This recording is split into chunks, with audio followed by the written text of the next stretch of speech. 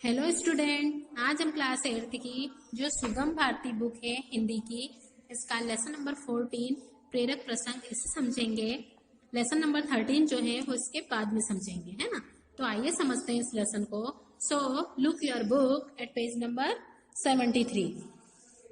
प्रेरक प्रसंग। प्रेरक प्रसंग मीन्स होता है प्रेरणा देने वाला प्रसंग, है ना। जिसको पढ़कर हमें कुछ प्रेरणा मिलती है, हमें कुछ सीखने को मिलता है, उसे बोलते हैं प्रेरक प्रसंग। ये संकलित द्वारा लिखा हुआ है। आइए सीखे में इसमें बताया है इस लेसन में समय का महत्व, त्याग, सेवा भावना, परिश्रम, लगन व ईमानदारी के गुणों का विकास करना। योजक चिन्ह का प्रयोग। योजक चिन्ह मीन्स जो बीच में लगते हैं दो शब्दों के, जो माइनस जैसा होता है छोटा सा, उसे योजक चिन्ह कहते हैं। तो आइए समझते हैं इस लेसन को। विश्व में अनेक महापुरुष हुए हैं। उनके आचरण और क्रियाशीलता ने समूचे विश्व का मार्गदर्शन किया है। उनके जीवन से प्रेरणा प्राप्त कर अनेक लोगों ने अपने जीवन को सफल बनाया है। उनके जीवन के संघर्ष ने अभावों में भी ऊपर उठने और श्रेष्ठ जीवन जीने की शक्ति प्रदान की। प्रतिकूल परिस्थितियों में भी वे सतत क्रियाशील रहकर शीर्ष पर पहुंचे और पीढ़ियों के लिए अनुकरणीय उदाहरण प्रस्तुत किए। उनका यह आचरण ही प्रेरक प्रसंग के रूप में हमारे सामने है। मतलब हमारा जो विश्व है इसमें बहुत सारे महापुरुष हुए हैं। उनमें से कुछ व्यक्ति ऐसे हैं जो गरीबी में रहते हुए भी, है ना, जिनके पास पर्याप्त मात्रा में धन नहीं था, गरीब थे, तो उस कंडीशन में रहते हुए भी उन्होंने अपने जीवन को सार्थक और सफल बनाया है अपने कार्यों के द्वारा, है ना। उन्होंने अच्छे अच्छे कार्य किए हैं जिससे वो सभी की नजरों में ऊपर उठे हैं, मतलब उन्हें यश प्राप्त हुआ है ना। और वो यश जो है वो थोड़े दिन के लिए नहीं, अपितु जब वो मर चुके हैं, उनकी डेथ हो चुकी है, उसके बाद भी वो लोग मतलब जो है उनके कार्यों से लोगों के दिलों में जीवित है ना। तो ऐसे कई अनुकरणीय उदाहरण प्रस्तुत किए हैं, है ना, जिनको देखकर हमें ऐसा लगता है कि वाकई में ये इतने अच्छे महापुरुष होते थे, इतने अच्छे पुरुष होते थे, जिन्होंने इतने अच्छे अच्छे वर्क किए हैं, है ना। उन्होंने अपने बारे में नहीं सोचा है, बल्कि उन्होंने सभी के बारे में सोचते हुए कुछ ना कुछ अच्छे वर्क किए हैं और वो प्रेरणा के पात्र रहे हैं। ठीक है, तो आइए समझते हैं इसे। फर्स्ट, इसमें दो लोगों के बारे में बताया है। फर्स्ट है महावीर प्रसाद द्विवेदी, देन सेकेंड है अब्राहम लिंकन, है ना। तो फर्स्ट पार्ट में हम महावीर प्रसाद द्विवेदी के बारे में समझते हैं। ज्ञान और प्रयत्न साधना। मतलब महावीर प्रसाद द्विवेदी जो है वो ज्ञान के प्रति और प्रयत्न मतलब कोशिश करने में ज्यादा मतलब बिलीव रखते थे, विश्वास रखते थे। महावीर प्रसाद द्विवेदी के जीवन के ऐसे कई प्रसंग हैं जिनके कारण वे साहित्य और समाज के ध्रुव तारा बन गए हैं। ध्रुव तारा मीन्स होता है जब नाइट होती है, जो तारा सबसे ज्यादा शाइन करता है ना। मतलब जितने तारे तो अनेक होते हैं, करोड़ों तारे होते हैं, लेकिन उन तारों को जब आप मतलब रात में आप स्काई में देखोगे, आसमान में, तो एक तारा जो होता है वो सबसे ज्यादा शाइन करता है ना, जो सबसे बहुत ज्यादा शाइन करता है, और वो सुबह मॉर्निंग तक रहता है ना। सुबह सुबह जब आगे तो पूरे मतलब आसमान में आपको वो तारा दिखेगा, तो उसे बोलते हैं ध्रुव तारा, है ना, जो बहुत शाइन करता है। तो महावीर प्रसाद द्विवेदी जो है उनके ऐसे कई सारे प्रसंग हैं जिससे वो, है ना, कल्चर और साहित्य और समाज इसमें ध्रुव तारा के समान है। उनका जन्म निर्धनता की गोद में हुआ और लालन पालन अभावों की कुटिया में। शिक्षा के प्रति उनका अनुराग प्रगाढ़ ही रहा। प्रगाढ़ मीन्स गहरा, मतलब वो बहुत गरीब कंडीशन में उनका जन्म हुआ, है ना। और जो शिक्षा थी, मतलब उनको पढ़ाई में गहरी दिलचस्पी थी। वे केवल 13 वर्ष की अल्पायु में 26 मील दूर रायबरेली के जिला स्कूल में अंग्रेजी पढ़ने गए।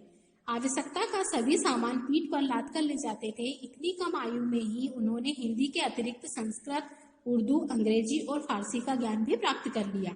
उनकी स्कूली शिक्षा फतेहपुर और उन्नाव में पूरी हुई। मतलब जब ये 13 साल के थे, 13 ईयर के, तो इतनी छोटी उम्र में ही 26 मील दूर रायबरेली के जिला स्कूल में अंग्रेजी पढ़ने के लिए जाते थे। तो ये अपने जरूरत, अब इतनी दूर जाते हैं तो भूख तो लगेगी रास्ते में, है ना, तो जरूरत का जो भी सामान होता था वो उनकी पीठ पर मतलब लाद कर ले जाते थे। है ना। तो इनकी उन्होंने हिंदी तो सीखी थी, हिंदी के साथ साथ संस्कृत भी सीखी, उर्दू, अंग्रेजी और फारसी इन भाषाओं का भी ज्ञान इन्होंने प्राप्त किया था, है ना। इनकी जो स्कूली शिक्षा थी इन्होंने फतेहपुर और उन्नाव में पूरी की थी। स्कूली शिक्षा के बाद वे JRP रेलवे में तार बाबू बने। अब इन्होंने पढ़ाई कर ली तो ये क्या किस पोस्ट पर आ गए थे, रेलवे में तार बाबू की नौकरी मिल गई थी इन्हें। ज्ञान लिप्सा और सतत प्रयत्न के आधार पर उनकी पदोन्नति हुई, मतलब कि पहले तार बाबू बने, फिर और ऊंची पोस्ट पर मतलब इन्हें नौकरी मिली, है ना। तो इस टाइप से इनकी पद की उन्नति होती गई।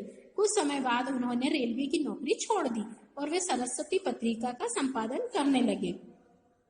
मतलब इन्होंने रेलवे की जो नौकरी थी उसको छोड़कर किसका मतलब संपादन करने लगे थे, सरस्वती पत्रिका का। उनके जीवन का ध्येय केवल साहित्य साधना ही नहीं बल्कि समाज की सेवा करना भी था। अब आता है सेवा साधना। द्विवेदी जी का जीवन साहित्य शिल्पी के साथ साथ संत स्वभाव का था। द्विवेदी जी के विचार सिर्फ मन की तरंगे भर नहीं थे, अपितु उनका समूचा जीवन इन्हीं भावों से ओतप्रोत था। एक बार पुरुलिया कुछ आश्रम के बारे में एक लेख पढ़कर जो भाव उन्हें संपादक को लिख भेजा, भाई तुम्हारा लेख पढ़कर रो पड़ा। मैं बड़ी देर तक विवल रहा, मेरे हृदय में अजीब परिवर्तन हो गया। दूसरों का दुख सहज दूर नहीं किया जा सकता। पेंशन के 7 रुपए में से 5 भेज दिए। अब मन बेचैन है कि 7 रुपए क्यों नहीं भेजे।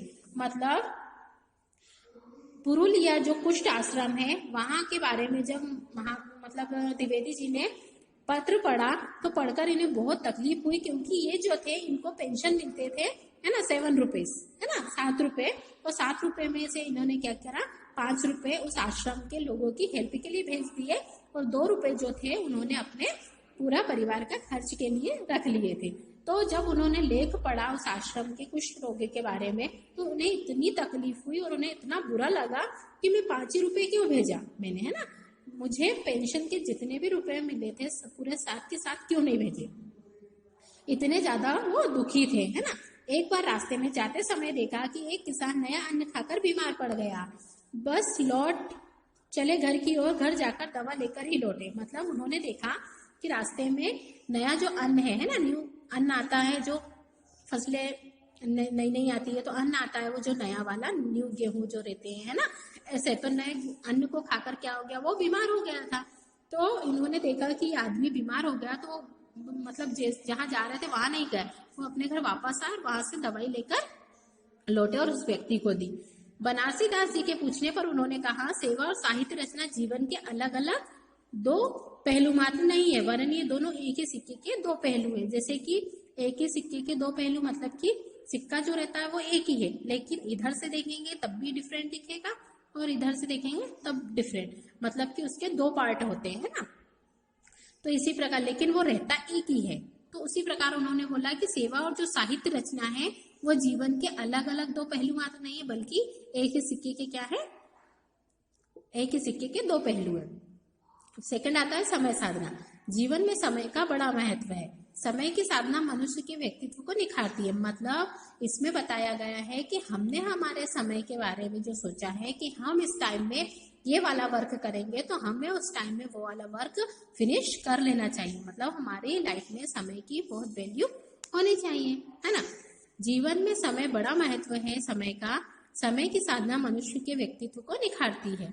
एक बार राष्ट्र कवि श्री मैथिली शरण गुप्त द्विवेदी जी से मिलने के लिए गए। अचानक उनका ध्यान दरवाजे पर लटकी तख्ती पर गया, है ना, जैसे नेम प्लेट होती है वैसे, जिस पर लिखा था प्रातः काल भेंट न हो सकेगी। मतलब उस तख्ती पर लिखा हुआ था, जहाँ पे लोग अपने अपने नेम लिखवाते हैं, वहां पर उस तख्ती पर लिखा हुआ था कि सुबह के समय प्रातः काल भेंट मतलब मिलना नहीं हो सकेगा। यह देखकर उन्होंने मिलने का कार्यक्रम शाम को बना लिया। अब सामने वाला व्यक्ति आया, जैसे जो राष्ट्र के कवि मैथिली शरण गुप्त जी हैं वो आए थे। उन्होंने देखा तो उन्होंने बोला कि यार लिखा हुआ है, ऑलरेडी पहले से लिखा हुआ है। तो उन्होंने टाइम कब बना लिया मिलने का, शाम को। शाम को द्विवेदी जी से मिलने के बाद उन्होंने तख्ती पर लिखी बात का रहस्य पूछा। द्विवेदी जी मुस्कुरा उठे और बोले, बात यह है कि प्रातः मैं सरस्वती के संपादन का कार्य करता हूँ। पत्रिका स्तर के अनुसार उस पर श्रम भी करना पड़ता है। यदि एकाग्रता पूर्वक यह कार्य न किया जाए तो उसमें उत्कृष्टता नहीं आ सकती। प्रातः काल का समय मानसिक कार्यों के लिए अधिक उपयोगी रहता है। अब जब वो मिलने आए शाम के समय तो उन्होंने पूछ ही लिया कि यार जो बाहर तुमने तख्ती पर ऐसा लिखा है कि प्रातःकाल भेंट ना हो सकेगी, तो ये किस कारण लिखा है, इसका क्या रहस्य है? तो उन्होंने बोला द्विवेदी जी ने कि मैं सुबह के समय में पत्रिका के संपादन, सरस्वती पत्रिका के संपादन का कार्य करता हूँ। तो कोई भी कार्य को अगर हम एकाग्रचित मतलब कि पूरे कंसंट्रेशन के साथ करें, है ना, पूरी एकाग्रचित्ता के साथ करें, तो वो जो कार्य है हमारा वो सबसे अच्छा होता है। और सुबह का समय जो होता है वो मानसिक मतलब कि मस्तिष्क जिससे जो कार्य होते हैं उनके लिए सबसे बेस्ट टाइम होता है। तो हमें क्या करना चाहिए, जो भी हम काम करते हैं उसे पूरी एकाग्रचित्ता के साथ हमें उस कार्य को करना चाहिए। तो वो कार्य जो है वो हमारा सबसे अच्छा और बेस्ट होता है ना, अच्छा मतलब अच्छे से होता है। एक बार साहित्यकार श्री सद गुरुशरण अवस्थी अपने मित्र के साथ द्विवेदी जी से मिलने गए। द्विवेदी जी उनसे प्रेम से मिले, किंतु समय की कमी के कारण पहले ही संकेत कर दिया, हम समझते हैं अपनी बात 15 मिनट में पूरी हो जाएगी। क्योंकि द्विवेदी जी जो है वो हर मतलब वर्क के लिए टाइम पहले निश्चित कर लेते थे, है ना, कि इसमें कितना टाइम लगेगा। तो जैसे ही वो सदगुरु शरण मिलने के लिए मतलब उनके साथ मिलने के लिए आए, द्विवेदी जी से मिलने के लिए आए, तो द्विवेदी जी ने पहले ही उनकी ओर इशारा करके कह दिया था कि जो हम बात करने वाले हैं वो कम से कम 15 मिनट में क्या हो जाएगी, पूरी हो जाएगी। उन्होंने नपे तुले शब्दों में बातचीत की। समय पूरा होने पर द्विवेदी जी ने पुनः स्नेह से पूछा, और कोई विशेष बात तो नहीं रह गई? अवस्थी जी ने उत्तर दिया, इतनी जल्दी बात पूरी होने की तो हमें आशा ही नहीं थी। अगर हम किसी व्यक्ति को अगर कह देते हैं कि भैया हमारे पास 15 मिनट का टाइम है, इसमें आपको आपकी बात पूरी करनी है, तो सामने वाला जो व्यक्ति है वो बात को इधर उधर घुमा के नहीं करेगा, अपितु जो उसका मेन टॉपिक है, जो उसको बोलना है, उसी टॉपिक पे जाकर वो क्या करेगा, बात को करेगा, है ना। जैसे कि मान लीजिए किसी व्यक्ति को हम बोल देते हैं कि हमें अपनी बात को कितने 20 मिनट, है ना, 15 मिनट इतने में फिनिश करनी है, तो व्यक्ति जो मेन टॉपिक है सिर्फ उस पर ही फोकस रखेगा और वही बात करेगा, फालतू की इधर उधर की बातें नहीं करेगा, है ना। और अगर हम उससे नहीं कहेंगे तो वो तो इधर उधर से घुमा के बहुत सारी बातें इधर उधर की बताएगा, उसके बाद में मेन टॉपिक पे आएगा, तो इससे समय नष्ट होता है। और ये जो है ये द्विवेदी जी बिल्कुल पसंद नहीं करते थे, है ना।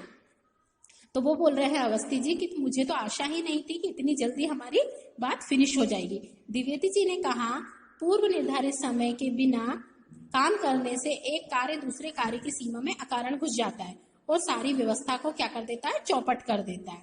मतलब जैसे हमने मतलब पूर्व निर्धारित समय के बिना मतलब हमने कोई काम करने के लिए समय निर्धारित किया है कि भैया इतने बजे हमें ये वाला वर्क करना है, और उस टाइम पे हम वो वर्क नहीं करते हैं, तो दूसरा कार्य जो है वो उस टाइमिंग में आ जाता है। जैसे कि हमने सोचा है कि हमें 8 बजे पढ़ना है ना, स्टडी करने के लिए बैठना है, तो हमें उस टाइम पे क्या करना है, स्टडी करने बैठना ही है। अगर हम लेट हो गए, है ना, और हमने सोचा कि अभी नहीं करते, तो उस टाइमिंग पे हमें दूसरा कोई सा वर्क आ जाएगा, है ना, मतलब कोई सा भी वर्क आ जाएगा, तो इस टाइप से एक काम दूसरे काम में अकारण ही घुसता चला जाता है, और सारी जो व्यवस्था बना के रखी थी हमने, टाइम शेड्यूल बना के रखा था, वो पूरी व्यवस्था को क्या कर देता है, चौपट कर देता है। पूर्व निर्धारित